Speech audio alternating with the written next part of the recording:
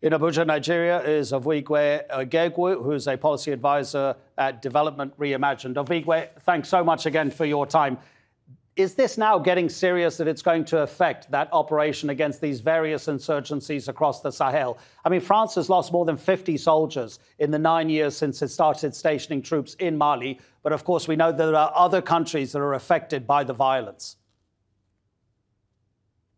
Well, France has lost 50 soldiers, but the Malian military has lost way more than that. And if you look at all of the casualties from neighboring countries fighting the insurgency in the Sahel, the losses are actually more on the regional militaries than on foreign troops. So, and that's why we cannot measure policy in the Sahel on what foreign powers actually want to construct. They have to follow what the regional armies have on the ground, because they are the ones doing most of the dying, and in their civilian population that actually suffering from this attack most of the time. So I think the problem we have in Mali, within Mali and French relationship today, it actually be long-standing, because if you recall, Le Drian has actually been against negotiations with the jihadists or the other separatists, secessionists in another region of Mali. So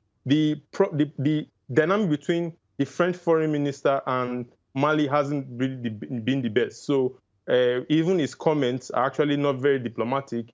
But again, I don't think Mali can actually go this road without France. At some point, they will have to be able to sit with the French side and see how they can work things out. I think it's a really important point you make, and I'm glad that you did, that obviously it's the nations themselves around the Sahel that have to drive the fight against the insurgents, and we shouldn't necessarily measure success or failure based on the number of dead of international troops. But there is obviously the colonial relationship. There's also been the West expressing concerns about Wagner troops, those Russian mercenaries that the Kremlin always denies have anything to do with the state. But many analysts say, sorry, there is a relationship between Wagner mercenaries and the Kremlin. And there's been lines about Wagner mercenaries being in Mali, also that there might have been some in Burkina Faso, where there was a coup last Monday. What about that influence of those Russian mercenaries? What do you know about that?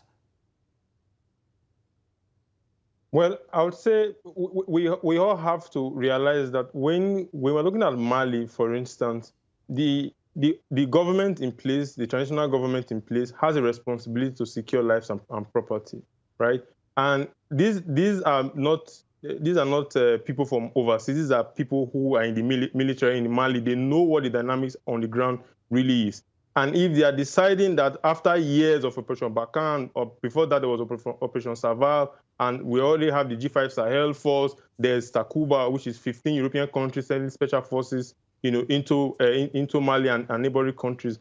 Despite all of that, the security situation has continuously moved towards the worst we've seen in a few years. So that is why you see many Malians on the street in support of the transitional government, because they see a government that wants to do things differently.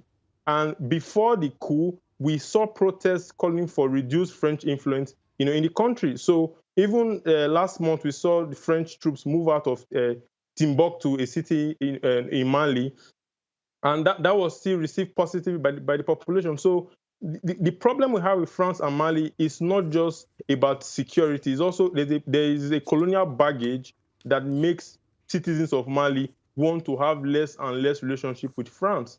But on the flip side, France sees itself as the regional hegemon and power broker. So it wouldn't, of course, tolerate Wagner coming into the picture, considering the rivalry between France and Russia, or even Europe, NATO, and Russia. And what is happening in Mali cannot necessarily be divorced from what's happening in Europe with regards to Ukraine. So what you see, the response to the coup in Mali is not just outrage over disregard for democracy, but also fear of growing Russian influence in West Africa, which is like Europe's underbelly. So I think the Malian state needs to be very careful in its approach to Russia, because Russia at this moment is a very thorny issue for the Europeans. And it remains to be seen if Mali will be able to manage the politics of that very tactfully.